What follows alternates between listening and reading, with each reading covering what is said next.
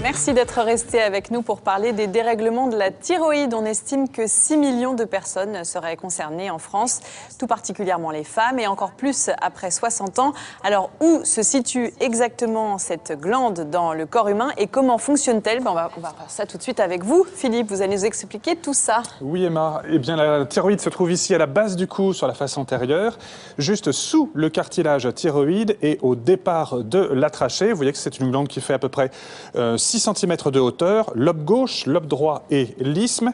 Elle est extrêmement importante pour l'organisme. Elle a un rôle primordial parce qu'elle sécrète une hormone qui va contrôler beaucoup de fonctions de l'organisme, à commencer par la dépense énergétique, le poids, également le rythme cardiaque, l'humeur et même la concentration. Et alors, pour bien comprendre comment elle fonctionne, cette thyroïde, il faut s'intéresser à une autre glande qui est située dans le cerveau. Oui, l'hypophyse, elle est un tout petit peu grossie ici pour qu'on la voie mieux et c'est une sorte de chef d'orchestre. C'est elle qui, en sécrétant une autre hormone, la TSH, va réguler l'action de la thyroïde. Si la thyroïde débloque, si je peux dire, ou l'hypophyse, eh bien, il va y avoir des problèmes de santé, des problèmes hormonaux. Voilà, et en effet, la thyroïde ne fonctionne pas toujours correctement. Alors à ça, il y a généralement deux raisons différentes. Si le taux d'hormones thyroïdiennes est trop bas, on parle d'hypothyroïdie, les fonctions de l'organisme tournent alors au ralenti.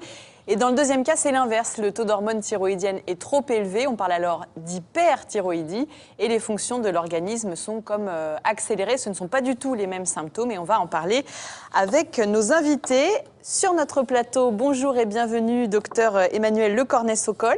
Bonjour. Vous êtes endocrinologue à l'hôpital de la Pitié-Salpêtrière et vous êtes l'auteur de cet ouvrage « Et si c'était hormonal » aux éditions Hachette. Et également avec nous par Skype, Sylvie Robache. Bonjour Sylvie. Bonjour Sylvie. Bonjour. Merci d'être avec nous. Écoutez, très heureuse d'être avec vous. Et vous êtes, vous aussi, l'auteur de cet ouvrage, Le scandale du lévothyrox, et également responsable de l'AFMT, l'Association française des malades de la thyroïde Nord-Pas-de-Calais. Sylvie, vous, on vous a retiré la thyroïde il y a 4 ans à cause d'un cancer de la thyroïde, mais ça a commencé par une grosse fatigue, c'est ça? Oui, en fait, je me sentais fatiguée depuis un moment. Et puis, lors d'une visite chez mon médecin traitant, je lui en ai fait part. Il m'a fait faire une analyse sanguine. Et de là, il s'est aperçu que j'avais un taux de calcium qui était trop bas. Donc, quelque temps après, on a refait de nouveau une analyse sanguine et le taux de calcium restait toujours anormalement bas. Donc, il m'a envoyé voir une endocrinologue qui, elle, a fait faire des analyses sanguines beaucoup plus poussées. Et puis, c'est là qu'elle a découvert le cancer médulaire de la thyroïde. Il y avait des antécédents dans votre famille? Pas du tout, aucun cas. Et vous aviez quel âge, vous, à ce moment-là? Eh bien, j'avais 53 ans. Et vous êtes documenté, que vous êtes allé voir d'autres spécialistes, d'autres patients également, pour en savoir un tout petit peu plus sur la maladie? Non, pas vraiment. J'en ai parlé avec mon médecin traitant. Et puis, après, bien sûr, il y a eu des tas d'examens à faire avant l'opération. Et puis, je dois dire que j'ai été tellement assommée quand j'ai appris la nouvelle que il a fallu un petit moment pour reprendre le dessus. Alors, on va voir ensuite la suite de votre parcours. On va prendre les questions de téléspectateurs. Celle-ci, pour commencer, peut-on avoir une TSH normale et quand même un problème thyroïdien? Le plus souvent, quand même, la TSH, ça va être vraiment le marqueur du fonctionnement thyroïdien. C'est un peu comme si c'était le miroir, en fait, de la façon dont la thyroïde fonctionne. Donc, quand effectivement cette TSH est trop haute, ça veut dire que la thyroïde ne fonctionne pas assez. Quand elle est trop basse, ça veut dire que la thyroïde fonctionne trop. Alors parfois, il peut y avoir des petites subtilités chez certains patients qui sont sous traitement, qui ont déjà eu des opérations, où effectivement, là, il y a toute une discussion à avoir avec son médecin en fonction des symptômes que l'on ressent pour arriver à trouver le bon dosage et la bonne TSH qui va permettre de se sentir le mieux possible. Est-ce que l'hypo ou l'hyperthyroïdie peuvent être mortelles si elles ne sont pas traitées? Est-ce qu'on peut mourir de sa thyroïde? Alors ça reste très rare aujourd'hui. La première raison, c'est qu'en fait, les examens pour voir si une thyroïde dysfonctionne sont faits de manière très fréquente. En France, c'est un examen qu'on peut avoir très facilement, ce n'est pas très cher, c'est remboursé par la sécurité sociale et les médecins y pensent beaucoup. Les très rares cas où ça peut donner des problèmes de santé très dangereux dans l'hyperthyroïdie, c'est quand le cœur est malade et que du coup, il va mal battre. Il peut entraîner soit ce qu'on appelle des arythmies, des insuffisances cardiaques ou des accidents vasculaires cérébraux, mais c'est vraiment très très rare et en général, ça arrive uniquement chez des gens qui ont des maladies derrière ou qui sont très âgés. Il y a de nombreux cas d'hypothyroïdie dans ma famille, mère, oncle et tante. Suis-je plus à risque de développer une hypothyroïdie? Oui, parce que le plus souvent, les maladies de la thyroïde sont des maladies familiales. Moi, je peux vous dire que 9 fois sur 10, voire 99 fois sur 100, quand un patient vient me voir au cabinet en me disant « Docteur, j'ai un problème de thyroïde », je lui demande s'il en a dans sa famille et on va en trouver. C'est souvent familial parce qu'il y a une grande part génétique et c'est beaucoup plus fréquent chez les femmes aussi. À partir de quand et de quelle taille doit-on s'inquiéter d'un nodule thyroïdien? Alors, les nodules thyroïdiens, il faut bien retenir, que c'est hyper fréquent. Une femme sur 2, après 50 ans, a des nodules dans la thyroïde. Et 95% sont bénins. Donc c'est très fréquent. C'est très fréquent. Il ne faut pas s'inquiéter outre mesure. Exactement. Après, en fait, on va regarder en échographie. Ça reste vraiment l'échographie, l'examen majeur, exactement. Et maintenant, on a des critères pour analyser. On a des super échographes qui nous permettent de bien savoir comment est le nodule. Et en fonction de ce nodule, on va dire, globalement, s'il fait moins de 1 cm, on le surveille simplement. S'il fait plus de 2 cm, alors à ce moment-là, on va aller vérifier sa nature en faisant une ponction avec une aiguille très fine. Et entre 1 et 2 cm, ça dépend un petit peu de son aspect. Qui fait cet examen? C'est l'endocrinologue ou le radiologue? Alors, ça peut être les deux. Il y a des endocrinologues qui sont spécialisés dans l'échographie de la thyroïde, donc ils les font aussi. Et puis sinon, ça peut être des radiologues. Et souvent, en fait, il y a certains médecins qui sont un peu plus habitués à faire ces échographies. Il ne faut pas hésiter à demander à son médecin. Alors, la grande peur des patients derrière ce nodule, c'est le cancer. Et près de 10 000 cas de cancer de la thyroïde sont découverts chaque année en France.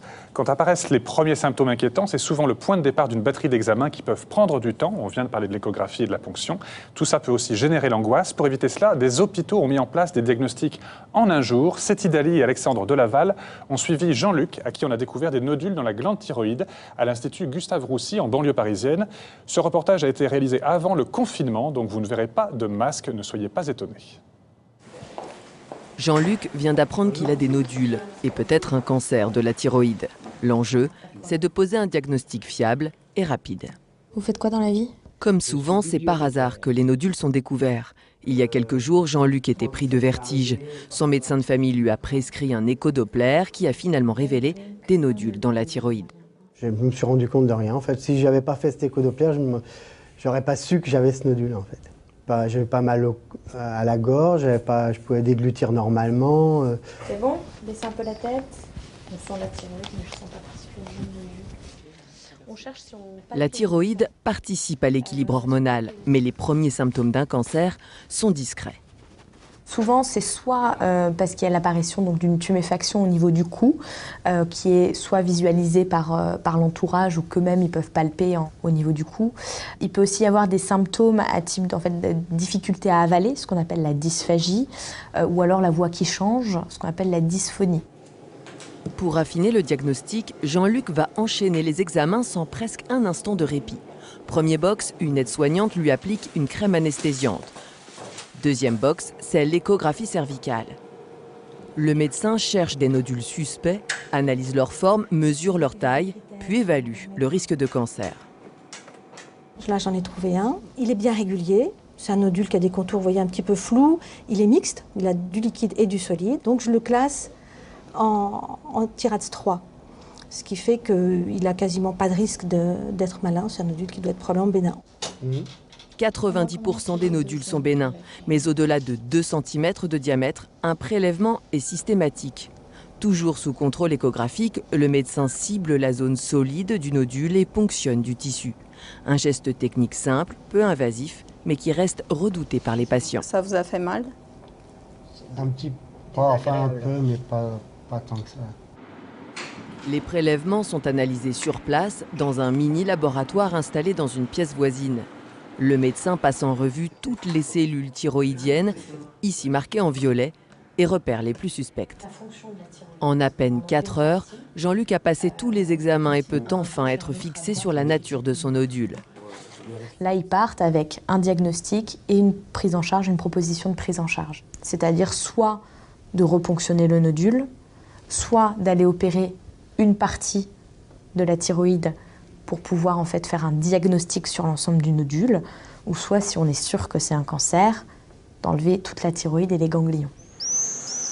Le diagnostic en un jour existe depuis plus de 10 ans. Chaque année, 750 patients y sont pris en charge. On va retrouver Sylvie. Sylvie Robach, vous êtes avec nous. Vous avez été opérée de la thyroïde, vous, c'était en 2016. Comment ça s'est passé ? Bah écoutez, ça s'est passé, je veux dire, moi aussi, j'ai subi divers examens avant l'opération. L'opération, je redoutais, je pense comme beaucoup de malades, d'être opérée. J'ai eu un très bon contact avec le chirurgien. Et j'ai simplement, disons, conservé une séquelle, c'est-à-dire que j'ai une corde vocale qui ne fonctionne plus.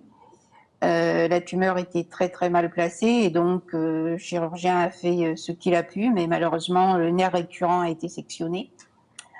Donc voilà.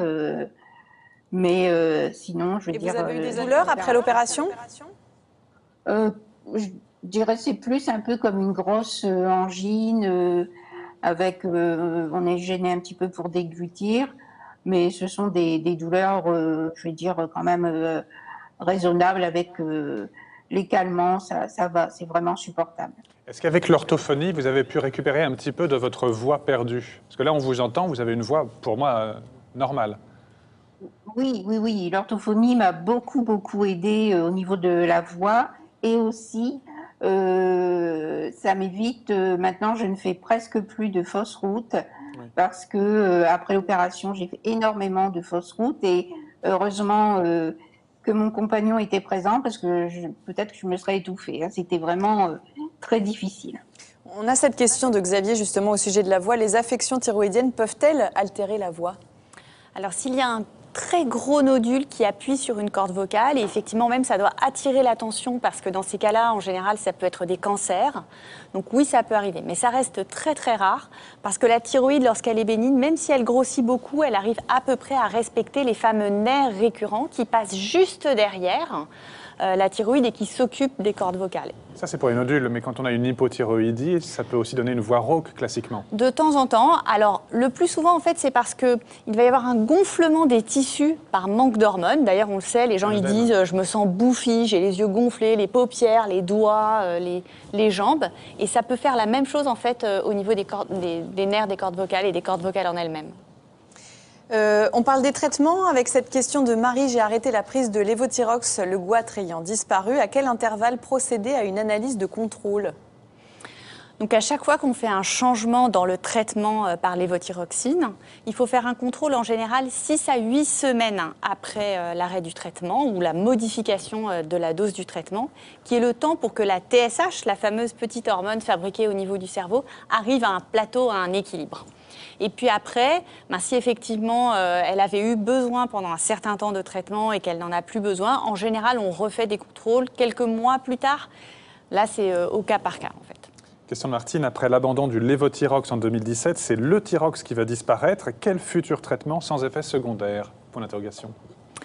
Donc la lévothyroxine, c'est le médicament qui est utilisé pour remplacer la thyroïde qui ne fonctionne plus ou qui est absente. Traitement de substitution. Exactement. Donc jusqu'en 2017, on avait en France pratiquement un seul médicament d'une seule marque, qui était le lévothyrox. Et en fait, les excipients, c'est-à-dire les petites molécules qui accompagnent le médicament, ont été modifiés. Et il y a un certain nombre de patients qui ont beaucoup souffert de cette modification. Et aujourd'hui, on a à notre disposition d'autres marques de médicaments. On peut citer la L-thyroxine, le Thyrofix, le T-Caps, le T-Soludose notamment. Donc un grand arsenal thérapeutique. Exactement. Donc dans toutes ces difficultés qu'on a eues, on a aujourd'hui ce choix qui doit être fait en collaboration avec le patient, le médecin. Et surtout, il faut pouvoir aider les patients et bien les écouter et bien les suivre, en particulier ceux qui ont eu des difficultés au moment de ce changement de formule. Sylvie, vous avez aussi été mise sous traitement hein, juste après l'opération? Oui, j'ai pris le Levothyrox ancienne formule.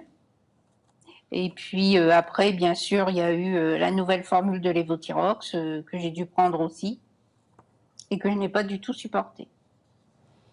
Et du coup, vous avez changé de traitement à nouveau? Vous êtes en train de modifier votre traitement ou avec votre endocrinologue ou pas encore?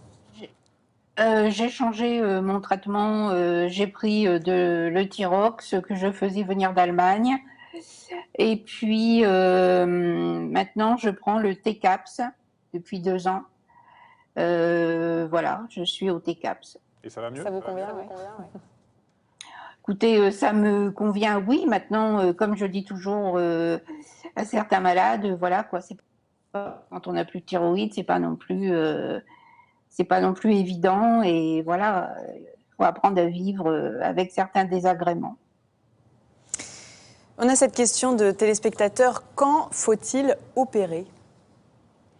Alors aujourd'hui, on opère dans 3 situations. Quand il y a un cancer de la thyroïde, quand la thyroïde fonctionne trop et qu'on n'arrive pas avec des médicaments à la réguler, ou quand on a vraiment des très gros nodules qui sont très gênants et que le patient soit esthétiquement, soit ressent une douleur. Et c'est normalement que dans ces 3 cas qu'on opère. Alors en France, plus de 45 000 personnes subissent une ablation totale ou partielle de la thyroïde chaque année. La technique traditionnelle, ça consiste à pratiquer une ouverture de 4 à 8 cm à la base du cou. Mais pour certaines opérations, il est désormais possible d'opérer de manière endobuccale, c'est-à-dire par l'intérieur de la bouche. Pour le moment, peu de chirurgiens pratiquent l'opération de cette manière-là, mais à terme, ça pourrait représenter 50% des chirurgies de la thyroïde. Anaïs Plateau, Maxime Soulard et Eliane Lassibille ont assisté à l'une de ces opérations. Attention, il y a des images de chirurgie. Aujourd'hui, cette patiente de 48 ans va avoir la totalité de sa thyroïde retirée par chirurgie. Elle souffre d'hyperthyroïdie. Vous voyez ici la thyroïde qui est en forme de papillon.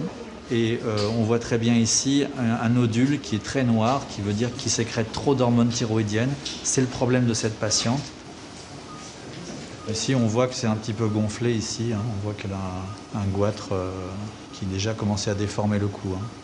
Le chirurgien utilise une technique très particulière. Il va accéder à la thyroïde depuis la bouche de la patiente. Donc je crée un espace entre les muscles pour pouvoir décoller la peau de la région thyroïdienne pour permettre de passer ensuite la caméra et les instruments. Du CO2 est insufflé pendant toute la durée de l'opération et la peau du cou est maintenue vers le haut pour avoir un espace opératoire suffisant.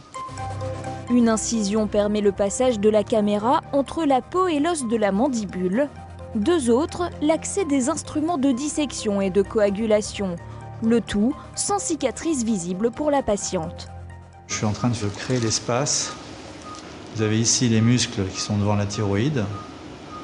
Là, je vais continuer à décoller un petit peu la peau, hein, ici. Et puis là, vous avez la thyroïde qui apparaît ici, hein, avec la trachée qui est en dessous. Voilà. Évidemment, c'est une technique qui est plus longue que la technique classique. Hein. En gros, on est 2 fois plus long qu'une chirurgie classique. Le chirurgien dissèque d'abord la partie centrale de la thyroïde. Donc là, on voit très bien la thyroïde qui commence à se détacher. Hein. Donc ici, là, c'est la trachée. Et là, je passe en dessous en fait, du nœud papillon. Le travail du chirurgien est très minutieux.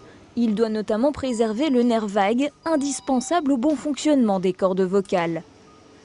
Le lobe droit de la thyroïde est assez gros chez cette patiente. Il est donc plus vascularisé, ce qui entraîne des saignements. Une petite extension du lobe droit là, qui est assez difficile à gérer. Je suis un peu embêté. Pas mettre la patiente en danger. Du coup, je me pose la question de savoir si je vais ouvrir ou pas, ou si ça va aller, quoi. Au bout de longues minutes, le chirurgien parvient finalement à dégager les 2 lobes de la thyroïde. Là, vous avez le lobe droit de la thyroïde qui était ici, qui est complètement disséqué, et vous avez ici le lobe gauche de la thyroïde qui est également complètement disséqué. En raison de sa taille, le chirurgien fait une petite incision dans le pli de l'aisselle et sort les 2 morceaux de la thyroïde par cet accès. Voilà. Il vérifie ensuite que la thyroïde est complète. Le lobe droit présente bien une grosseur. La glande va être analysée. Elle aura une sensation de perte de sensibilité au niveau du menton. C'est aussi quelque chose qu'on va vérifier en post-opératoire, mais normalement, elle va complètement récupérer la sensibilité de son menton. Parce qu'au début de l'intervention, on a bien fait attention à préserver les fibres musculaires en les écartant et de façon à ne pas brûler les terminaisons nerveuses du nerf qui innerve le menton. Grâce à un pansement, la peau viendra naturellement se recoller à la mâchoire. La patiente devrait pouvoir quitter l'hôpital 2 jours après l'opération. Alors, autre question, est-il vrai que la consommation de soja peut provoquer des problèmes de thyroïde ? Alors, il est vrai que quand on en consomme vraiment en excès, donc, ça peut altérer un petit peu le fonctionnement thyroïdien. Ce sont les isoflavones. Donc, on recommande en général, pour tout ce qui est aussi les pois chiches, le soja, de ne pas en consommer plus de 2 fois par semaine. Alors, attendez, juste, moi, consommateur de lait de soja, combien de litres par semaine à peu près ou par jour du coup? Et ça stimule plutôt la thyroïde ou ça l'endort plutôt? Donc hyper ou hypothyroïdie? C'est plutôt hypothyroïde. Ça rend plutôt hypothyroïde. D'accord. Après, je pense que tout est une question d'équilibre. Si vous prenez que des boissons à base de soja et que vous en buvez plusieurs litres par jour et que vous mangez 4 yaourts au soja par jour, je vais vous dire, mais il n'y aura peut-être pas que pour la thyroïde que ce sera nocif. Donc voilà, je pense que 1 ou 2 produits par jour, ça suffit. Ça marche, merci. Question de Claire, peut-on vivre avec la maladie de Hashimoto sans prendre de traitement? Est-ce qu'il y a des conséquences? Alors, la maladie de Hashimoto, c'est la maladie de la thyroïde la plus fréquente. Qu'est-ce qui se passe? Le système immunitaire se trompe. Au lieu de fabriquer des anticorps contre les microbes, le coronavirus par exemple, il se met à fabriquer des anticorps contre sa propre thyroïde. C'est ça la maladie de Hashimoto. En fait, quand on fait des prises de sang comme ça dans la population, il y a 7 à 10% des gens qui ont ces anticorps, donc qui ont une maladie de Hashimoto. Mais chez un certain nombre de ces personnes, en fait, la thyroïde, elle va réussir à résister. Même s'il y a un petit peu d'inflammation, ça ne veut pas dire forcément qu'on a un dérèglement hormonal. Donc si la thyroïde fonctionne bien, il n'y a pas de raison de prendre systématiquement un traitement. Est-ce que la prise de poids est systématique en cas d'hypothyroïdie et quelle est la prise de poids en moyenne? Non. C'est les histoires de vrai ou faux. C'est comme, est-ce que quand je suis en hyperthyroïdie ou si je prends des hormones thyroïdiennes, est-ce que je vais maigrir? Eh bien, pas forcément en fait. C'est à peu près 30 à 50% des gens en hypothyroïdie qui prennent du poids et la même chose pour l'hyperthyroïdie qui perdent du poids. Question de Véronique, on vient de diagnostiquer un syndrome de résistance aux hormones thyroïdiennes à mon fils. Est-ce que vous pouvez nous en parler? De quoi il s'agit? Alors, c'est une maladie génétique qui est très très rare. Et en général, effectivement, c'est découvert. Alors parfois, ça peut même être un diagnostic qui est fait chez les femmes enceintes, parce qu'il y a certaines adaptations pendant la grossesse. Et là, on se rend compte qu'il y a quelque chose qui dysfonctionne. Donc là, il faut absolument être pris dans des centres très spécialisés. Et en général, on fait des enquêtes génétiques pour vérifier qu'il n'y a pas d'autres personnes atteintes dans la famille. Question d'Isabelle, en raison d'un problème cardiaque, je ne peux pas avoir le bon dosage, que faire? Je pense que ce qui se cache dans cette question, c'est est-ce qu'il y a un lien entre les pathologies cardiaques et le dosage d'hormones thyroïdiennes, le taux d'hormones thyroïdiennes? Oui, lorsque par exemple on a une insuffisance cardiaque ou alors un cœur qui bat trop vite peut-être. Voilà, ou des problèmes de coronaire, donc les artères du cœur qui sont bouchées. Il faut éviter de surdoser les gens en hormones thyroïdiennes. Donc pour éviter ce risque qui peut être dangereux pour le cœur, on a tendance à un tout petit peu sous-doser. Donc là, il y a vraiment un équilibre très fin à pouvoir obtenir. Question de Fanny, pouvez-vous nous en dire plus sur l'iode radioactif? Alors, l'iode radioactif, c'est un très vieux traitement qui est utilisé largement depuis la fin des années 50, en France et même partout dans le monde. Et on l'utilise dans 2 cas. Le premier, c'est quand on a des hyperthyroïdies, la thyroïde qui fonctionne trop, soit parce qu'on a un nodule qui fabrique trop d'hormones, soit parce qu'on a une maladie qui s'appelle la maladie de Basedow, qu'on n'a pas réussi à guérir avec des médicaments. Donc on prend une petite dose d'iode. Et comme la thyroïde, c'est le seul organe pratiquement dans le corps qui